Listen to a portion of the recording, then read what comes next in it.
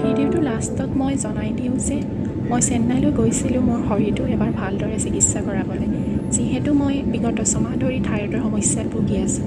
ইয়াত দেখাইছিলোঁ যদিও মই সুফল পোৱা নাই, সেয়ে এবাৰ ভালকৈ দেখুওৱাৰ উদ্দেশ্যে তালৈ বুলি ৰাওনা হৈছিলোঁ। চেন্নাইত এজন মোৰ স্কুলীয়া বন্ধু থাকে, যাৰ লগত মই যোগাযোগ কৰিছিলোঁ।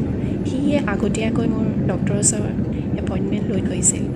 সি থকাৰ বাবে মোৰ বিশেষ একো প্ৰব্লেম হোৱা নাছিল তাত, আৰু মোৰ তাত থকা দিনকেইটা অতি সুন্দৰভাৱে গৈছিল।